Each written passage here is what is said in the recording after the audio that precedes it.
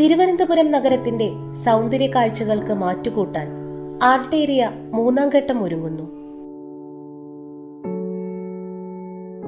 തലസ്ഥാനത്തെത്തുന്നവരെ ഇനി കാത്തിരിക്കുന്നത് ചുവരുകളിൽ നിറയുന്ന വർണ്ണങ്ങൾ കൂടിയാണ്. കാഴ്ചക്കാരെ പിടിച്ചു നിർത്തുന്ന, ചിന്തിപ്പിക്കുന്ന മനോഹര ചിത്രങ്ങളാണ് നഗരത്തിന്റെ ചുവരുകളിൽ ഒരുങ്ങുന്നത്. ലോകസഞ്ചാരികളുടെ ഭൂപടത്തിൽ തിരുവനന്തപുരം നഗരത്തിനെന്നും ശ്രദ്ധേയമായ സ്ഥാനമുണ്ട്. നഗരത്തിന്റെ തനത് സൗന്ദര്യം സൂക്ഷിക്കാനുള്ള ടൂറിസം വകുപ്പിന്റെ പ്രധാന ചുവടുവയ്പുകളിൽ ഒന്നായിരുന്നു ആർട്ടീരിയ.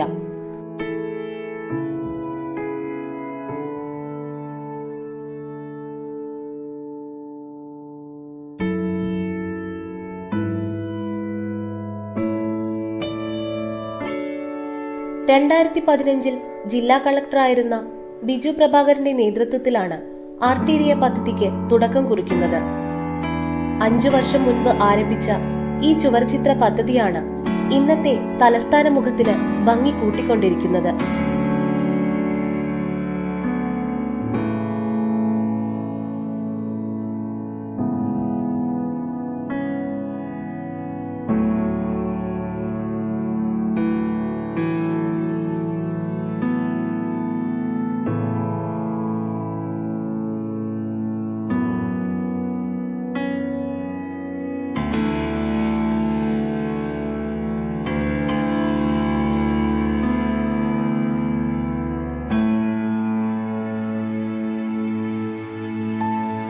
ആർട്ടേരിയ മൂന്നാം ഘട്ടത്തിന്റെ ഭാഗമായി പാളയം അണ്ടർപാസ്, മ്യൂസിയം ചുറ്റുമതിൽ, Akkulam bypass, Saint Joseph school മതിൽ എന്നിവിടങ്ങൾ ചിത്രങ്ങളാൽ മനോഹരമാക്കുകയാണ്.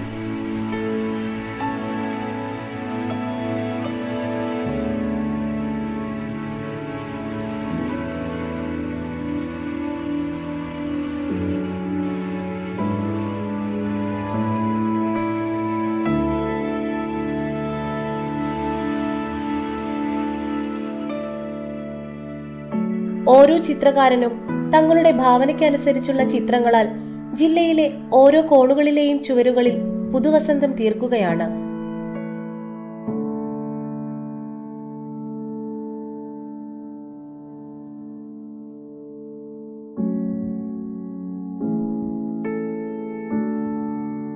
ഒരു നഗരത്തിൽ ഇത്രയേറെ വിസ്തീർണത്തിലുള്ള ഓപ്പൺ ക്യാൻവാസ് ലോകത്തിലെ തന്നെ അപൂർവ കാഴ്ചകളിൽ ഒന്നാണെന്ന പ്രത്യേകതയും ഇതിനുണ്ട്.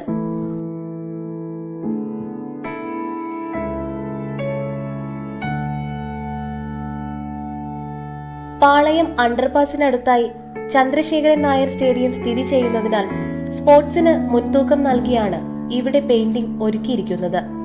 രാജ്യത്തെ പ്രശസ്ത ആർട്ടിസ്റ്റുകളിൽ ഒരാളായ അൻപു വർക്കിയുടെ കലാസൃഷ്ടിയാണ് ഇവിടെ ഇനി കാണാനാവുക.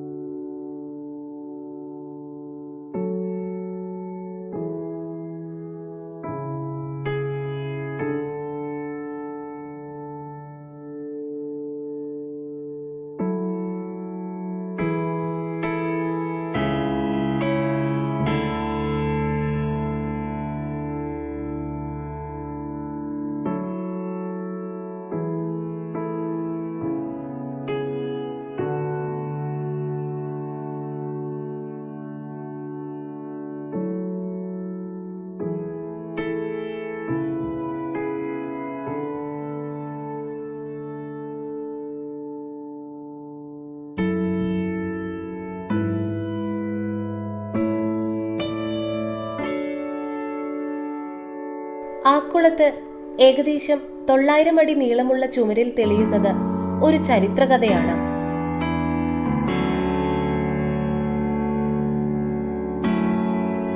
മൂന്ന് നൂറ്റാണ്ട് മുൻപ് നടന്ന അഞ്ചുതെങ്ങ് കലാപത്തിന്റെ കഥ.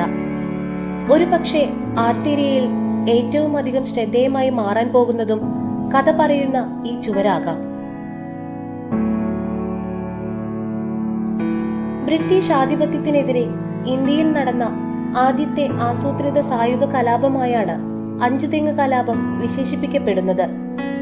ആറ്റിങ്ങൽ കലാപം എന്നും അഞ്ചുതെങ്ങ് കലാപം ഇന്ന് അറിയപ്പെടുന്നുണ്ട്.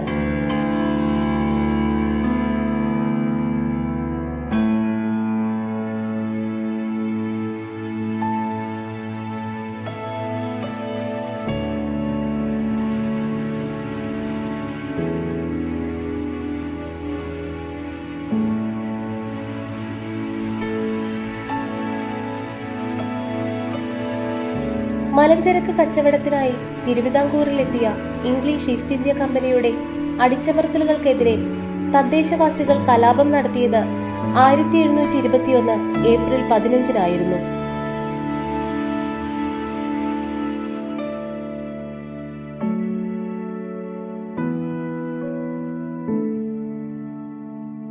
ആറ്റിങ്ങൽ റാണിയിൽ നിന്ന് 281 ഏക്കർ സ്ഥലം പതിച്ചുവാങ്ങി അഞ്ചുതെങ്ങിൽ കോട്ട നിർമ്മിച്ച കമ്പനിക്കാർ റാണിക്ക് സമ്മാനങ്ങളും വ്യാപാര കപ്പവുമായി പോകവെയാണ് മേജർ വില്യം ഗീഫോർഡിന്റെ നേതൃത്വത്തിലുള്ള 150ഓളം ബ്രിട്ടീഷ് പട്ടാളക്കാരെ തദ്ദേശീയർ ആക്രമിച്ചത്.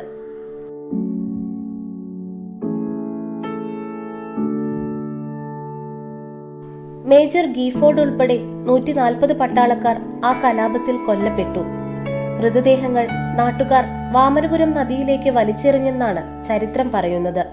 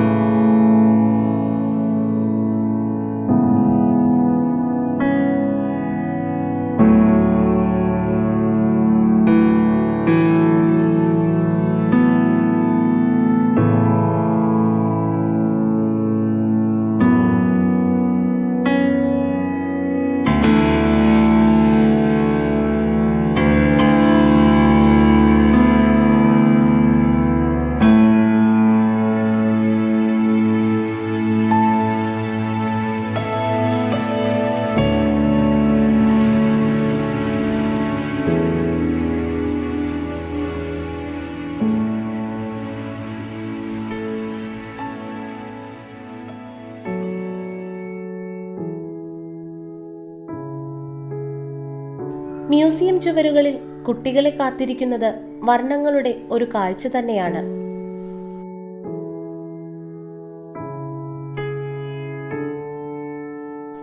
കുട്ടികൾക്ക് മാത്രമല്ല, മുതിർന്നവർക്കും ഒരുപോലെ നയനമനോഹര കാഴ്ചയാണ് ഈ ചിത്രങ്ങൾ നൽകുന്നത്.